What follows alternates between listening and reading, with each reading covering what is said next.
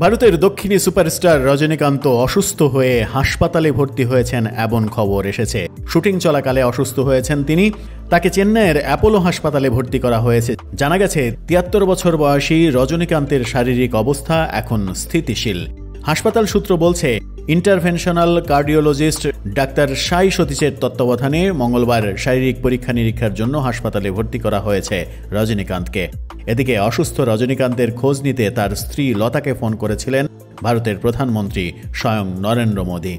X হ্যান্ডেলের মাধ্যমে সেই খবর জানিয়েছেন তামিলনাড়ুর বিজেপি প্রধান কে আন্নামালাই।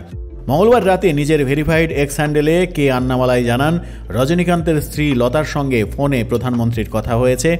কেমন আছেন সুপারস্টার সেই সংক্রান্ত সমস্ত তথ্য মোদীকে জানানো হয়েছে। তার দ্রুত আরোগ্য কামনা করেছেন তিনি।